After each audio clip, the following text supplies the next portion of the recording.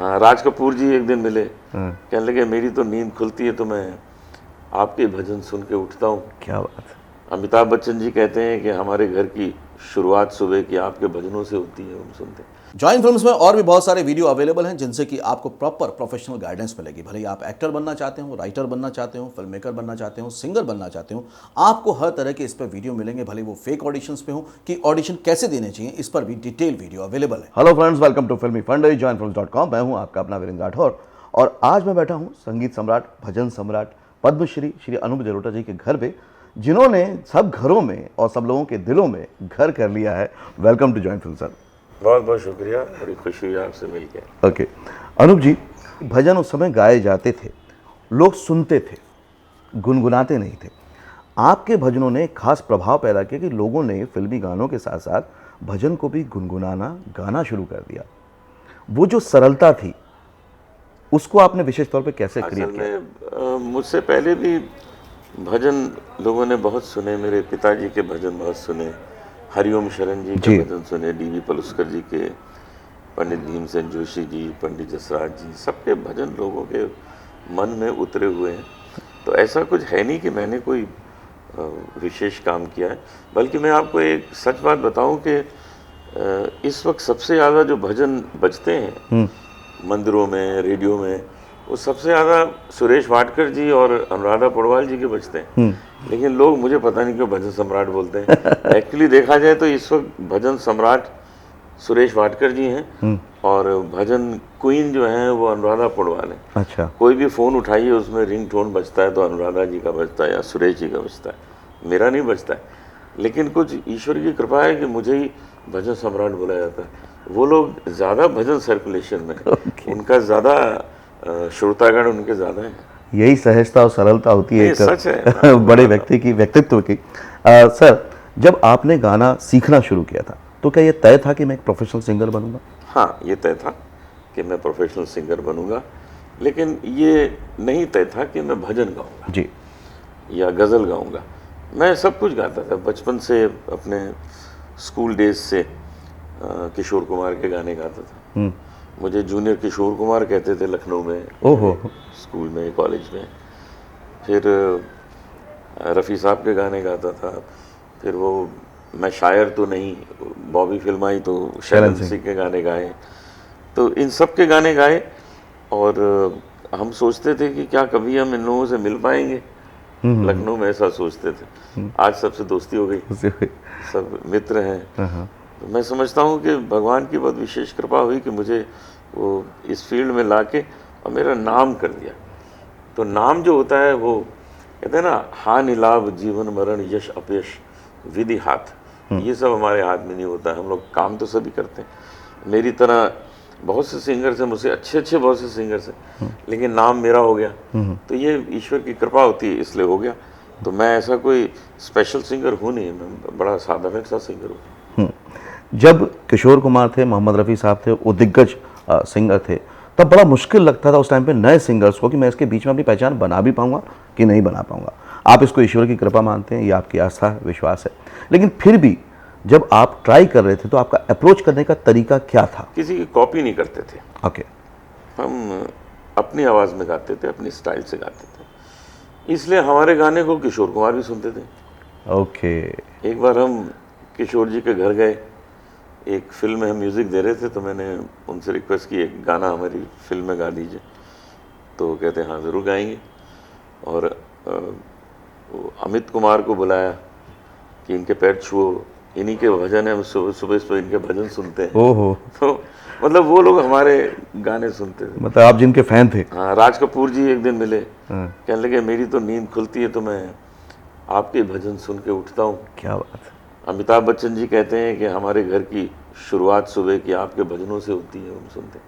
तो ये लोग सब जितने भी हैं सब सुबह सुनते हैं, क्योंकि ये जो भजन है, जैसे हम लोग स्कूल में जब हम पढ़ते थे तो एक कंपलसरी सब्जेक्ट होता था ना, बाकी ऑप्शन सब ऑप्शनल, एक कंपलसरी।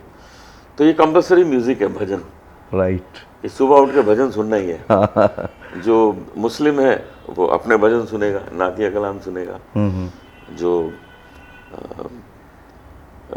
सिख हैं वो गुरबानी जी, गुरबानी सुनेंगे, हम लोग भजन सुनेंगे। राइट। तो भजन एक कंपलसरी म्यूजिक है जो सुनना ही सुनना है सुबह। तो इसलिए लोगों ने अपने घर में मुझे बैठा रखा है। मैं हर घर में रहता हूँ। घर में रहते हैं और सुबह की शुरुआत करवाता हूँ। सुबह करा देता हूँ। ओके। तो आपने जब भजन गाए, साइमल्टेनियसली आप उस टाइम गजल भी गा रहे थे, हाँ, है ना? तो जब गजल भी गा रहे थे, ये झुकाव आपका भजन की तरफ ज्यादा हुआ या पब्लिक की पसंद ने आपको ये कर दिया कि नहीं मुझे ये ज्यादा फोकस करना है? मैं एक्चुअली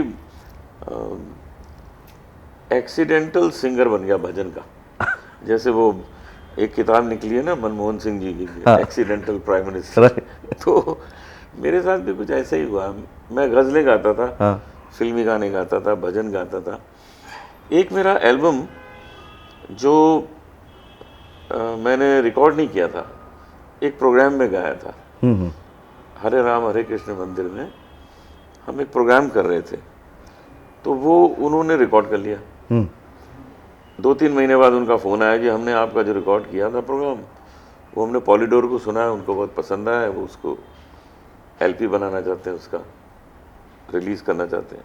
अरे मैंने कहा एक बार मुझे तो सुना दो क्या है। तो मैंने सुना, उस रिकॉर्डिंग में मैं गा रहा था हारमोनियम लेके, और मेरे साथ तबला बजाते थे रूप कुमार राठौड़, वो तबला बजा रहे थे, और गुरदीप सिंह गिटार बजाते थे, वो गिटार बजा रहे थे, हम 3 लोग। तो मैंने सुनी रिकॉर्डिंग, मैंने कहा ठीक, रिकॉर्डिंग तो ठीक लग रही है, लेकिन इसमें मंजीरे की कमी है, भजन में मंजीरा होना चाहिए। तो हमने इंद्रू आत्मा जी को बुलाया, CH आत्मा जी के छोटे भाई, कि आप मंजीरा डब कर दीजिए। उन्होंने मंजीरा डब किया। बाकी लाइव रिकॉर्डिंग? बाकी सब लाइव थी। ओहो।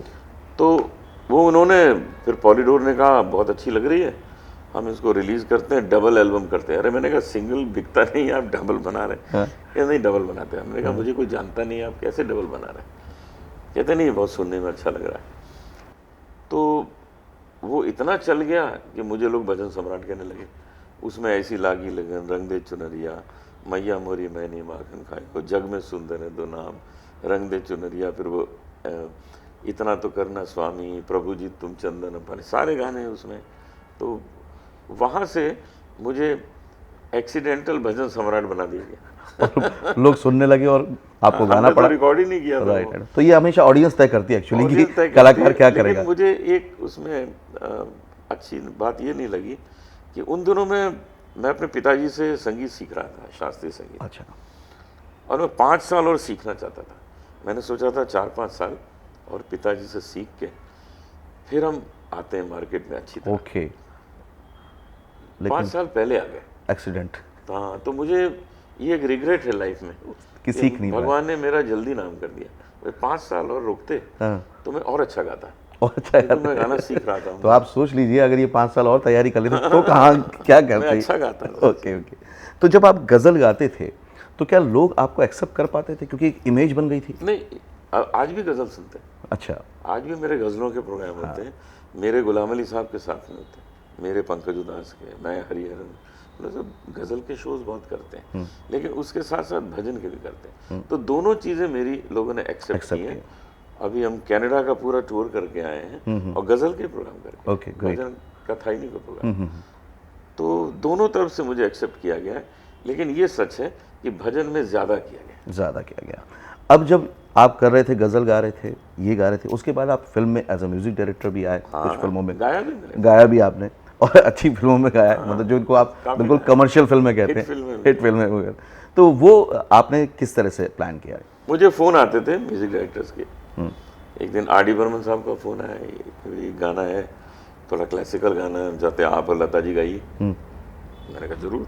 गाया हमने, 2 गाने गाए थे आर डी जी के लिए। फिर लक्ष्मीकांत प्यारेलाल जी के पास हम मिलने गए थे, तो उन्होंने कहा बिल्कुल हम आपको गवाते हैं। एक दूजे के लिए, 16 बरस की वाली उम्र, कितना हिट था गाना। और भी कई फिल्मों में उन्होंने गवाया, कल्याण जी भाई ने गवाया, फिर भक्ति लहरी, आनंद मिलिंद।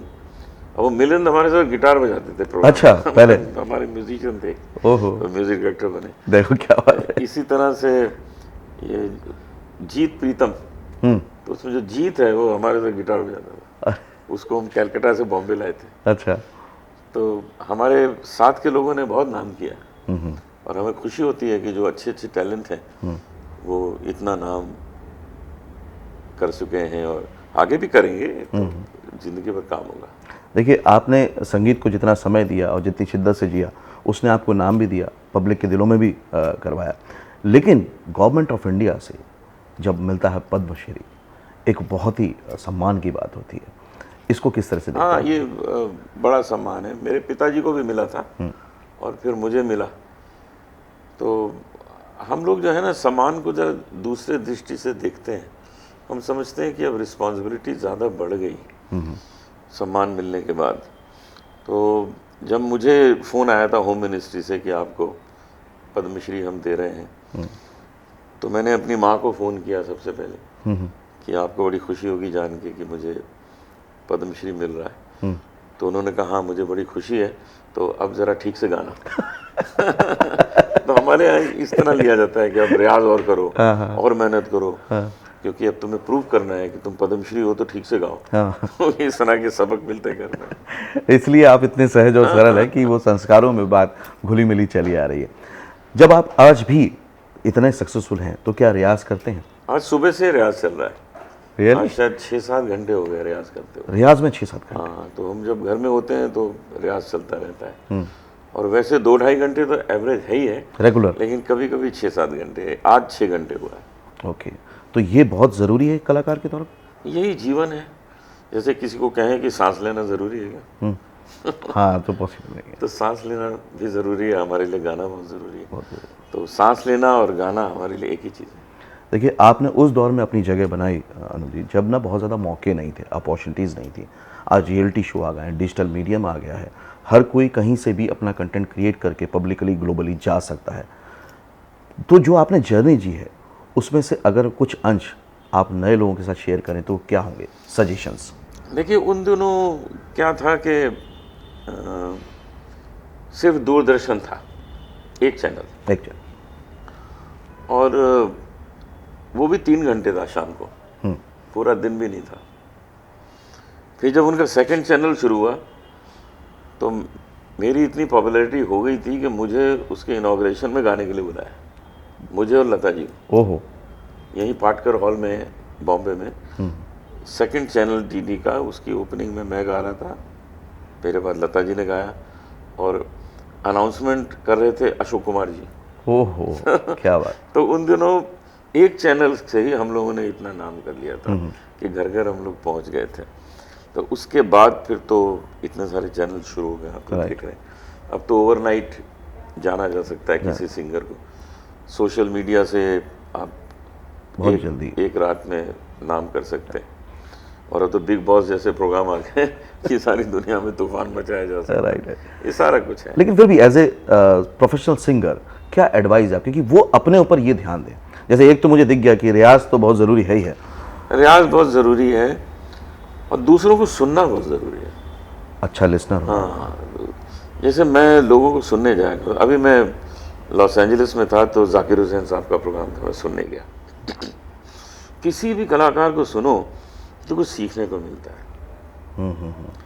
अब कल हरिहरन जी का प्रोग्राम है, मैं सुनने जा रहा हूँ, तो सुन के कुछ सीखने को मिलता है। जसराज जी का प्रोग्राम था तो मैं सुनने गया उनको, मैंने भी गाया लेकिन उनको भी सुना। बड़े बड़े कलाकारों के पास हम जाते हैं, हरिप्रसाद चौरसिया जी हैं, शिव कुमार जी हैं, ये सब लोग हमारे गुरु समान हैं। क्योंकि जिससे सुन के कुछ सीखने को मिला वो गुरु हो गया। ऐसा थोड़ी कि सिर्फ पिताजी मेरे गुरु हैं। जिससे कुछ सीखने को मिला वो गुरु हो गया। विधिवत गुरु पिताजी हैं, उनसे हमने विधिवत सीखा। तो ये चीज़ रोज़ चलेगी, रोज़ सुनेंगे, रोज़ सीखेंगे। आपको सम्मान मिला, लोगों का बहुत सारा प्यार मिला, लेकिन कभी कोई ऐसा इंसिडेंट हुआ जब किसी फ़ैन ने या सुनने वाले ने भक्ति भाव से कुछ ऐसा किया जो दिल को छू गया? ऐसे बहुत से किस्से हुए हैं। कई लोग हमारे घर आ जाते हैं कि जब हम अपना घर वर छोड़ के आ गए, आपके घर ही रहेंगे अब। अच्छा। और आपसे संगीत सीखेंगे। वो समझते हैं कि मैं कोई साधु महात्मा हूँ, मेरा कोई आश्रम होगा, क्योंकि मेरे भजनों का उनको और ऐसा असर हुआ कि वो मुझे कोई समझते हैं कोई साधु संत है, इनका आश्रम है, उसमें बहुत से कमरे होंगे, उसमें हम भी रहेंगे, इनसे संगीत सीखेंगे और इनके प्रवचन सुनेंगे, जैसे लोगों के हैं संतों के। तो मैं उनको समझाता हूँ भाई मैं ऑर्डिनरी आर्टिस्ट हूँ यार, गाना गाता हूँ, अपना सब कुछ खाता पीता हूँ, समाज में ऐसे ही हूँ, मुझे साधु संत का दर्जा मत दो, वो तो बहुत आदरणीय श्रेणी है, उसमें मुझे मत बैठाओ, मुझे मस्ती से जीवन गुजारने दो, मैं समझाता हूँ। ठीक है, तो उनका भक्तिभाव अपनी जगह है, आपका वो है, उसको मैं छेड़ता नहीं हूँ, वो रहने दें, लेकिन उनको कहता हूँ कि आपका जो भक्तिभाव है वो मेरे संगीत से ज़्यादा प्रबल है, क्योंकि मैं तो सिर्फ संगीत सुना देता हूँ, लेकिन आपके अंदर जो भगवान बैठे हुए हैं वो सामने आ जाते हैं, वो सामने आया तो आपके अंदर जो है वो मुझसे ज़्यादा प्रबल है भक्ति। अच्छा, अभी आपने बिग बॉस का जिक्र किया सर, तो पब्लिक में एक क्वेश्चन मार्क्स आया था, लेकिन आपके अंदर क्या थी बात कि क्या एक्सीडेंट में करने वाला एक्सीडेंटली हुआ या आपने सोच समझ के किया मुझे जाना? एक्सीडेंटली हुआ।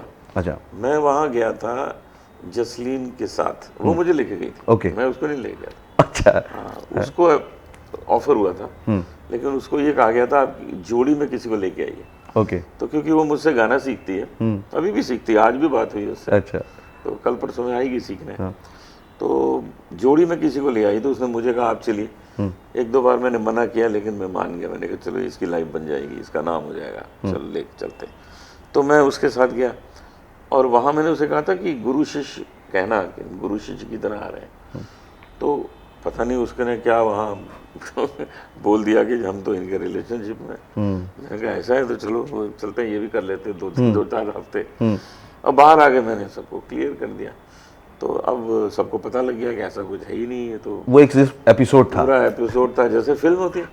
अब जैसे शाहरुख खान है, उन्होंने आज तक 25 हीरोइनों को कहा होगा आई लव यू, राइट, तो क्या वो उनकी राइट, प्रेमी हो गई क्या? नहीं, तो ऐसे मैंने भी बोल दिया, उसमें क्या फर्क पड़ता है उसमें, राइट, तो ऐसा कुछ है नहीं, बस वो खेल था, खेल निपट गया। अनुज जी, आपने सब कुछ गाया, भजन भी गाए, गजल भी गाए, फिल्मी गाने भी गाए, यहाँ पर बैक टू बैक आप शुरुआत करिए तीनों चीज़ों की। अच्छा, हाँ, तो भजन से शुरू करते हैं। हाँ, रंग दे चुनरिया शाम पिया मोरी, रंग दे चुनरिया ऐसी रंग दे के रंग नाही छूटे, धोबिया धोए चाहे ये सारी उमरिया, शाम पिया मोरी रंग दे चुनरिया। क्या और गजल सुनाते हैं जी। चांद अंगड़ाइयाँ ले रहा है, चांदनी मुस्कुराने लगी है, एक भूली हुई सी कहानी फिर मुझे याद आने लगी है, चांद अंगड़ाइयाँ ले रहा है, चांदनी मुस्कुराने लगी है। क्या? अब एक फिल्मी गाना। फिल्मी। चिंगारी कोई भड़के तो सावन उसे बुझाए, सावन जो अगन लगाए उसे कौन बुझाए। क्या बात है, थैंक यू। बहुत अच्छा लगा आपसे बात कर, बहुत मुझे भी बहुत समझी मजा आया। अच्छी लगी, इतनी डिटेल में जानने को मौका मिला, थैंक यू वेरी मच। बस तो ये थे अनूप जलोटा जी, जिन्होंने आपको गीत संगीत से हमेशा मनोरंजन भी दिया है, भक्ति भाव भी दिया है, लेकिन आज इस वीडियो से जो उन्होंने सिखाया, अगर उसको मैं समराइज करूं तो वो ये कि आप कितने बड़े भी हो जाएं, कितने पॉपुलर भी हो जाएं, कितना मान सम्मान भी मिल जाए, फिर भी रियाज करना ज़रूरी है, क्योंकि रियाज से ही वो सब कुछ मिला है और उससे मिली है आपको जिम्मेदारी और अच्छा काम करने के लिए। दूसरी बात ये कि गुरु हर जगह हैं, उन्होंने कितनी सहजता से, सरलता से ये कहा कि मैं आज भी लोगों से सीखता हूँ, वो मेरे गुरु हैं। दूसरी बात मुझे जो बहुत अच्छी लगी पर्सनली कि उनके मन में आसपास के लोगों को लेकर भी बहुत सम्मान है। नॉर्मली हम देखते हैं कि हम जब पॉपुलर हो जाते हैं तो दूसरे लोगों से हमें थोड़ी सी ईर्ष्या होने लगती है, वो मुझे इनके अंदर बिल्कुल नहीं दिखी। उन्होंने बहुत सहज भाव से कहा कि सुरेश वाडेकर हैं, अनुराधा पौडवाल हैं, बाकी लोगों का नाम इन्होंने लिया कि उस समय पे हरिओम शरण भी गाते थे। मुझे इस वीडियो से रियली बहुत कुछ सीखने को मिला। आपको क्या सीखने को मिला कमेंट बॉक्स में ज़रूर बताइएगा। अगले वीडियो में फिर से मुलाकात होगी, तब तक के लिए देखते रहिए, सीखते रहिए, जमे रहिए। All the very best. Join films में और भी बहुत सारे वीडियो अवेलेबल हैं जिनसे कि आपको प्रॉपर प्रोफेशनल गाइडेंस मिलेगी। भले ही आप एक्टर बनना चाहते हो, राइटर बनना चाहते हो, फिल्म मेकर बनना चाहते हो, सिंगर बनना चाहते हो, आपको हर तरह के इस पर वीडियो मिलेंगे। भले वो फेक ऑडिशंस पे हो कि ऑडिशन कैसे देने चाहिए, इस पर भी डिटेल वीडियो अवेलेबल है। I will join